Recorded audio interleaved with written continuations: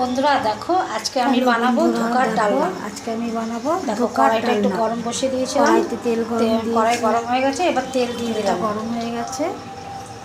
এবার দেখো ধোকার প্যাকেট কিনতে পাওয়া যায় গুঁড়ো, সেটাকে জলের মধ্যে এবার দেখো ধোকার গুঁড়ো কিনতে পাওয়া যায় প্যাকেট, ওটাকে আমি একটু নুন দিয়ে চিনি দিয়ে ওটাকে জল দিয়ে ভিজিয়ে রেখেছি। এর মধ্যে মশলা সব দেওয়া থাকে।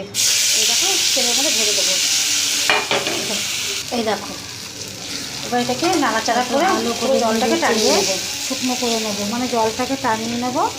দেখো এই দেখো এরকম প্লেটের মধ্যে তেল লাগিয়ে পাত্রের মধ্যে একটু তেল মাখিয়ে নিয়েছি, তাহলে ঢেলে উঠাতে সুবিধা হবে। চেপে চেপে একটুখানি পাতলা করে দেবো, একটু পাতলা মতো করে নেব। এবার ঠান্ডা হয়ে গেলে এরকম হয়েছে, ঠান্ডা হয়ে গেছে। এবার ছুরি দিয়ে ভালোটাকে ঠান্ডা করতে দেবো, চৌকোনো করে কেটে নেব।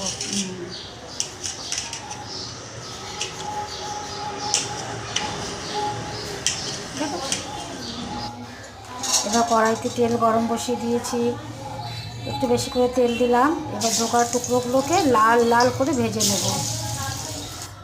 দেখো উল্টে পাল্টে দেখো লাল লাল করে ভেজে নিয়েছি। এবার তুলে নেব।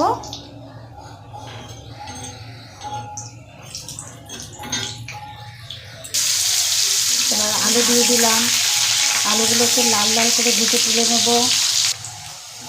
ঠিক আছে, আলুগুলো একটু সাইজটা বড় বড় করে কেটেছি, ধোকার সাথে মানাবে। এবার কড়াইতে তেল আছে, ওর মধ্যে জিরে ফোড়ন করে দিলাম, একটু টমেটো পেস্ট করে দিয়েছি, আদা আর লঙ্কা পেস্ট করে দিয়েছি, একসাথে কষিয়ে নেব। আলুটাও দিয়ে দেবো, একসাথে কষিয়ে নেব।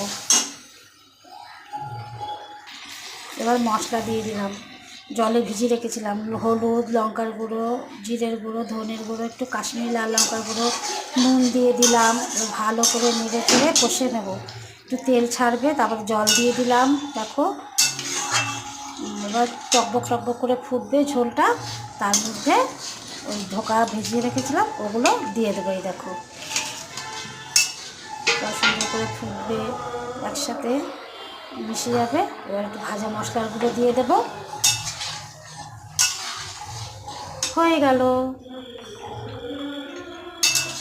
ঠিক আছে, টকবক করে ফুটছে।